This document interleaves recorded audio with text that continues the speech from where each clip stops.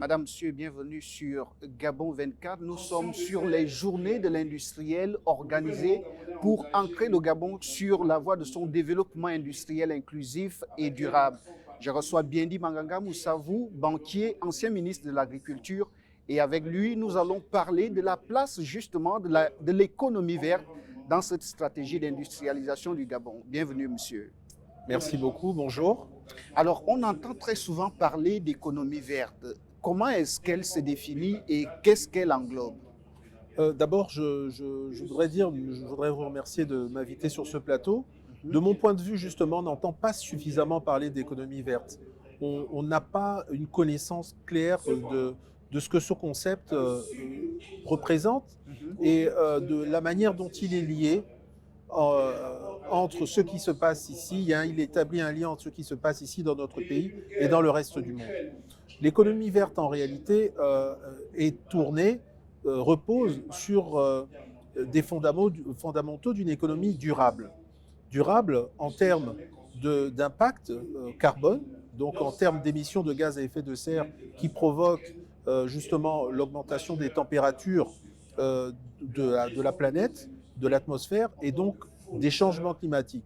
En termes, l'économie verte recouvre donc toutes ces activités qui vont réduire l'impact de l'industrie ou des activités humaines sur la dégradation de nos ressources naturelles, la dégradation de notre patrimoine naturel et qui vont générer de la pollution. Donc l'idée en économie verte, c'est d'arriver à générer des économies d'énergie, à utiliser des énergies beaucoup plus, je dirais, compliant, j'aime utiliser ce terme, mais des énergies renouvelables, arriver à les économiser, arriver à faire en sorte d'émettre moins de gaz à effet de serre et arriver à faire en sorte aussi d'inclure les populations locales, inclure toutes les couches de la population dans le développement.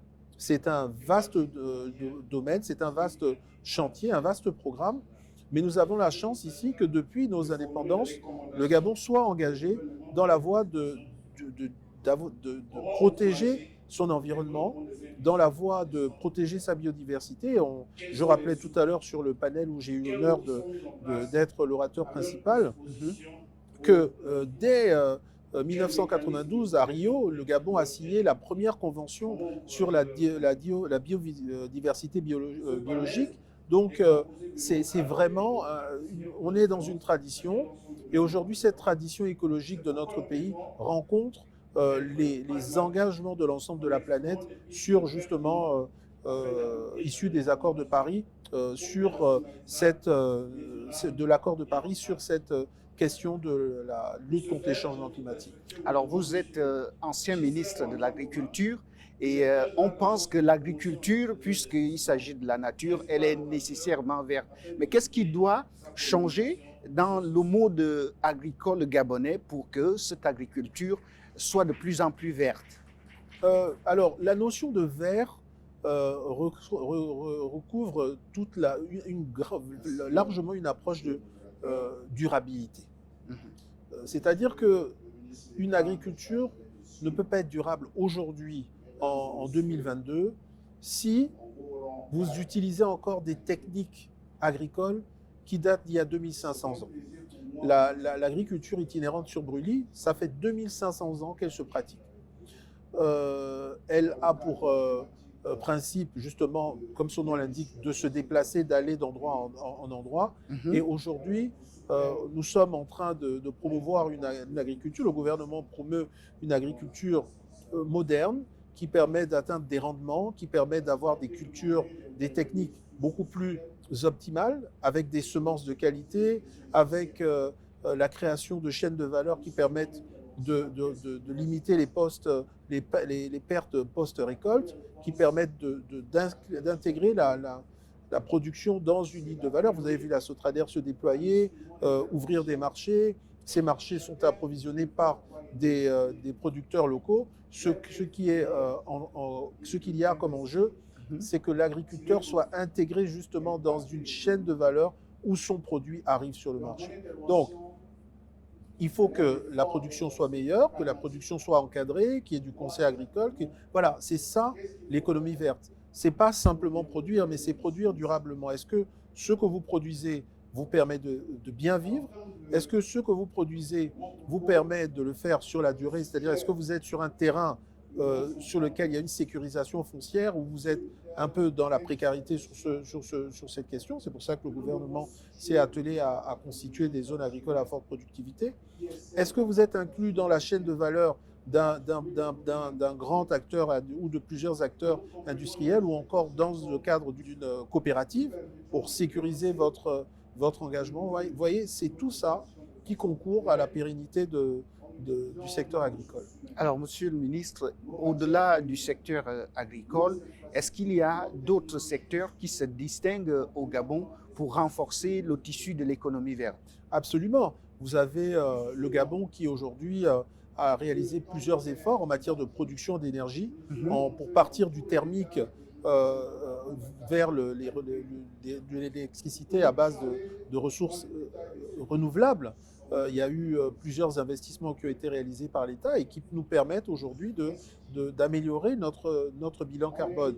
Vous avez plusieurs efforts qui sont faits en matière de préservation de notre environnement maritime, avec la création de 20 aires marines protégées en 2017, ce qui représente 27% de notre territoire, et sur lesquels la surveillance qui est effectuée par l'ANPN et la Direction générale des pêches et tous les services de l'État permet de vérifier, de s'assurer qu'il y a réellement des pratiques durables en matière dans cette activité. Vous avez tout un tas de secteurs qui vraiment sont aujourd'hui à la pointe. Si vous prenez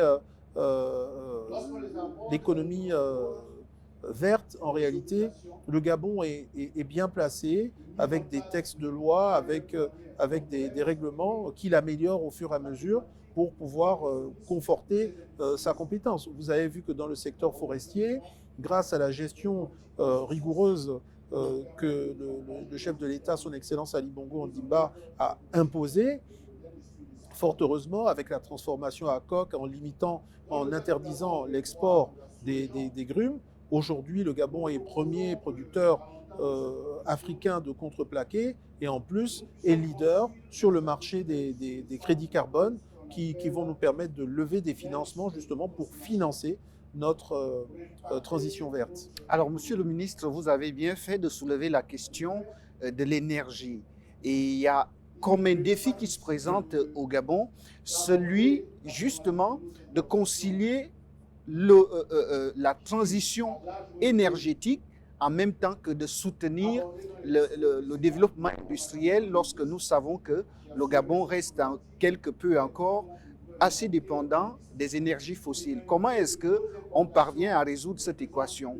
Aujourd'hui, c'est près de 80% de notre production d'énergie qui est fondée sur les énergies renouvelables, et ça va continuer. Vous avez vu que le gouvernement a donné une concession au groupe Coder pour réaliser les barrages, les centrales hydroélectriques à fleur de l'eau de Fédeux et des chutes de l'Impératrice. Donc, le Gabon améliore progressivement son offre d'énergie. Il faut être clair, il n'y a pas d'antagonisme entre économie verte et industrialisation.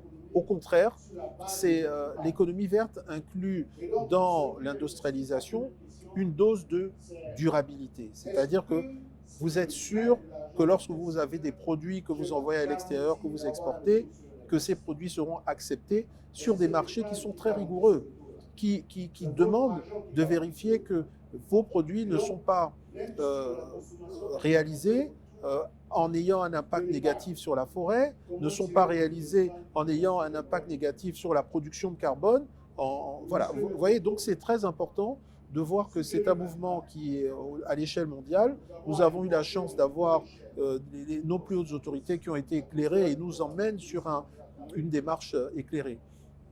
Lorsque le président de la République, chef de l'État, est venu visiter cette exposition au moment de la cérémonie inaugurale, il a rappelé que le fait de s'engager dans une économie décarbonée, dans une industrialisation décarbonée qui promeut la transformation sur notre sol, c'est nous assurer que nous conservons la valeur ajoutée au Gabon, mais surtout que nous donnons des emplois durables aux Gabonais et que nous nous inscrivons dans une démarche pérenne. Alors, Biendi Manganga Moussavou, vous êtes banquier de formation. Et avec votre expertise, sinon votre expérience de banquier, est-ce qu'il y a des ressources ou des mécanismes qui sont disponibles pour financer l'économie verte? Alors, le financement de l'économie verte, je tiens à rappeler qu'il repose aujourd'hui sur plusieurs mécanismes. Vous avez le mécanisme traditionnel des banques. À l'échelle internationale, des initiatives ont été prises pour faire en sorte que les banques décarbonent leur bilan, leurs engagements, c'est-à-dire que s'orientent vers, à l'horizon 2050, vers le financement d'activités qui sont exclusivement neutres en carbone. Donc, c'est le mouvement qui s'opère au niveau des banques. D'autres organismes s'organisent, notamment la Banque africaine de développement, pour lancer une initiative qui est l'Africa Green Banks Initiative, pour mettre des fonds verts à la disposition des banques et des États pour financer la transition. Mais vous avez également tout l'environnement justement tous les financements générés directement par je dirais, la gestion de l'environnement, comme les taxes environnementales, les taxes carbone, comme les crédits carbone qui sont, eux, ici, un moyen de mobiliser des fonds qui iront dans le système financier pour pouvoir financer, soutenir la transition. Donc, le secteur bancaire n'échappe à aucune de ces avancées. Au contraire, le secteur bancaire gabonais est en passe de s'arrimer à tous ces mécanismes et ne peut pas aller ailleurs que financer justement son économie selon les règles nouvelles qui s'offrent à nous. Merci Biendi Manganga Moussavou. Je rappelle que vous êtes banquier et ancien ministre de l'Agriculture. Je vous remercie. À vous aussi, madame, monsieur, vous l'aurez bien compris, l'économie verte a toute sa place dans la stratégie d'industrialisation du Gabon. Merci de nous avoir regardé. Les programmes sont en continu sur Gabon 24.